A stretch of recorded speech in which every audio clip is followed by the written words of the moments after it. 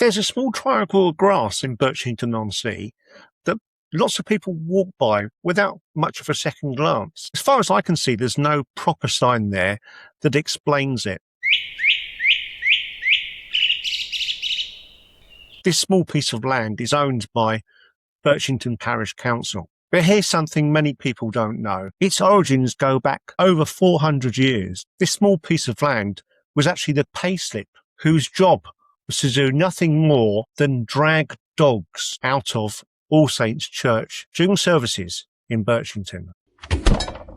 Welcome again to Birchington Unplugged. Today we're uncovering the strange story and a contested piece of land that has a quiet residence in the centre of the village. This is the story of Dog Acre. It's the name that sounds a bit like folklore, isn't it? But there do exist some parish records. There are council minutes and the little-known piece of history that it was nearly paved over to create a Birchington post office. Isn't that ironic, considering post offices are very rare these days as independent buildings? So picture the tiny village of Birchington-on-Sea in the 1500s to the 1600s. All Saints Church standing at the heart of the village and the heart of parish life. It was not just for worship. It included gossip, business, and community order. And church attendances in those days came with something unexpected. That was the companionship of dogs. The documented history tells us that Birchington parishioners brought along their dogs,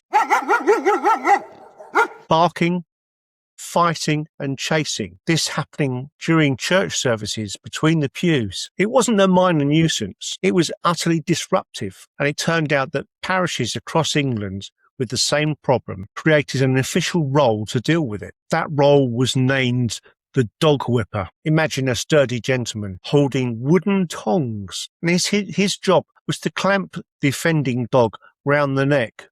That sounds cruel, doesn't it? To remove the dog, by force if necessary, away from the church service. Later that role expanded, and that was to keeping unruly boys in line in the churchyard too. But here's the catch. Birchington's parish didn't want to pay the man a full wage. Instead, they gave him land. Parish records dating back to 1622, and they named a man called Old Hayward, and he was the Birchington Parish's dog whipper.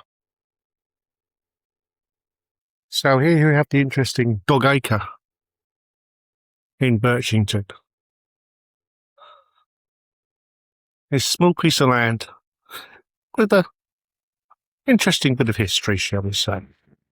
He was paid 8 shillings plus the rent-free use of approximately 1 acre of land running down beside what is now Alpha Road. And of course, that plot became known as Dog Acre. It's almost like a job title turned into a place name, and that's 4 centuries of local memory. Let's now fast forward to the 1800s. Dog Acre's shape began to change. Around 1880, the church sold off the bulk of the land, and that was to make way for the construction of Alpha Road. That's the very road that once had run alongside the dog whipper's plot. What remained was a much smaller triangular plot, right on the corner, tucked near Station Road. In 1921, that one remaining corner changed hands one final time. It was sold to the local council for the princely sum of £390, with the process invested in war stock. On paper, it was just a routine land transaction. In practice, it kept Dog Acre alive,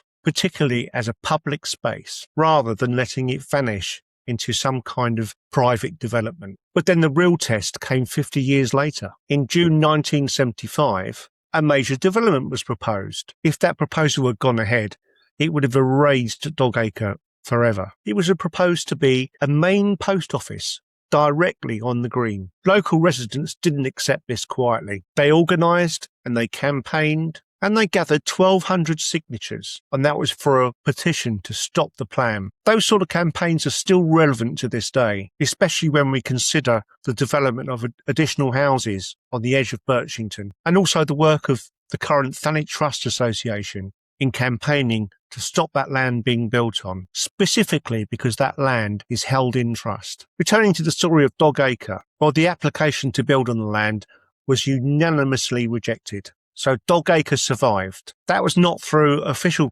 preservation. It was through the action of the local community, and that together made it worth saving. Dog Acre's story doesn't just stop at dogs and disputes. In the 1600s, it had joined a plot known as Butt Acre. That's where village men gathered on a Sunday afternoon after church to practice, would you believe, archery. Two working class institutions side by side. That's crowd control for pets and combat training for people. After the 1975 post office battle was won, the story simply just didn't end with the celebration. Council secured the land as a protected open space, and shortly afterwards, the village Chamber of Commerce and the council jointly funded the paved footpath through it. And that's a small practical legacy and worthy of being there after this very public fight for the open space. Now, here's a little story about it that may or may not be true. It's apparently a local joke, and that went on for years, right into the year 2000s. Apparently, an